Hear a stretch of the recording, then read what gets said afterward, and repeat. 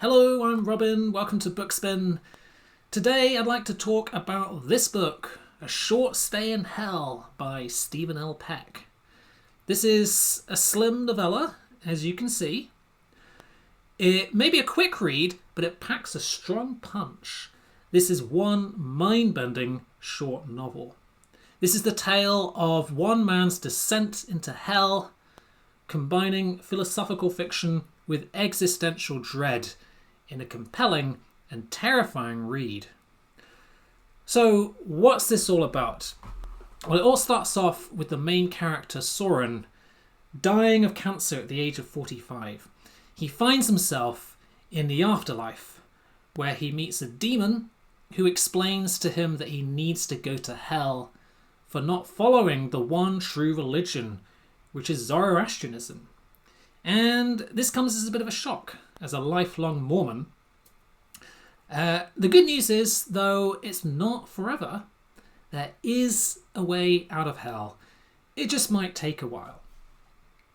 Now, the version of hell that Soren gets sent to is based on the classic Borges short story, The Library of Babel.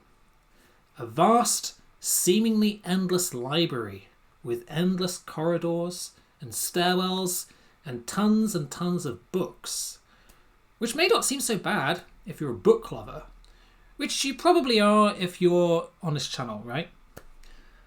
What's more, everyone who gets sent to this hell is resurrected in peak physical health and youth, and all of the physical necessities of food, comfort and shelter are provided for. Which doesn't sound so bad, right? Well, the thing is, your only hope of ever leaving this place and presumably entering heaven afterwards is finding within the library one particular book. And this book contains the story of your life, which is actually an unimaginably difficult task because this library is so vast. It contains not just every book that has ever existed, but every book that ever could exist. And the vast majority of these books don't contain anything meaningful or coherent. They're just pages and pages of random characters. Gibberish, basically. The library is incomprehensibly vast. The number of books is mind-boggling. But as we are constantly reminded, it is finite. That one book with your life story does exist in there somewhere. And thus, we follow Soren during his stay in hell over a period of countless eons as he continues his search for this one book. And along the way, he meets other people. He forms relationships with others. Communities are built and new social factions emerge. But he's always on this quest, this never-ending search. And it's the absurdity of this search and the ultimate meaninglessness of existence within this library, which is at the heart of the existential horror of this story. Because this vision of hell is not just absurd, it's soul-crushing. The design and layout of the hallways, the bookshelves, the bedrooms where people sleep is extremely monotonous. The people he encounters are all culturally homogenous. And every book within the library is of a uniform shape and size, and they're all 410 pages long. Now, you can at least make new friends or lovers within the library, but over the many hundreds or thousands of years that people reside there, it's a struggle to keep these relationships meaningful in eternity, with no dreams to build or purpose to accomplish. So, it's a fascinating concept, I think. It's an extremely thought-provoking read. And one of the things that I think is quite interesting to speculate on is just what this hell is supposed to represent. What is the purpose behind it? Is it a kind of religious test of faith?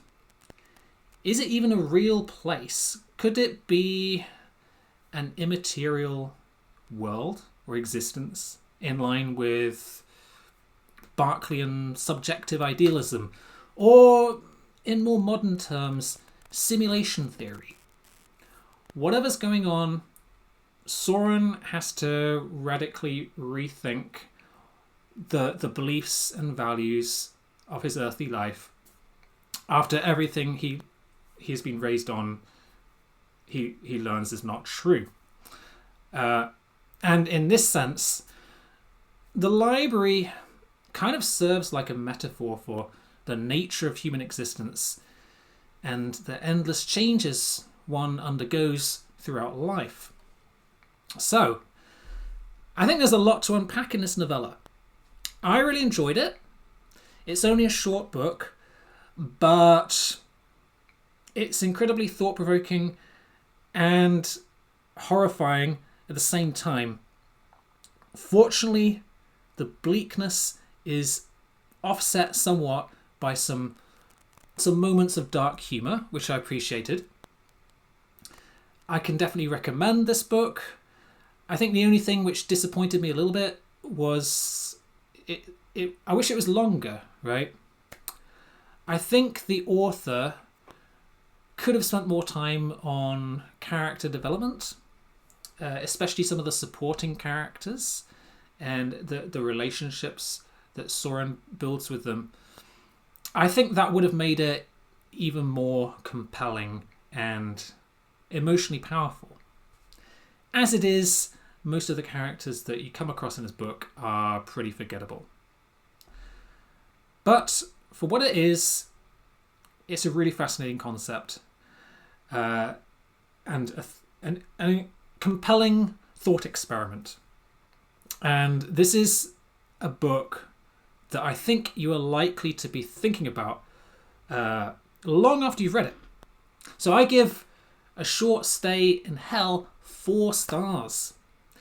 I think this would be a great pick if you want to choose a short but thoughtful palate cleanser to read between longer books, or for a book club, as I think this would be a very interesting book to discuss with others who have also read it. So anyway, thank you for watching, and I'll see you again soon.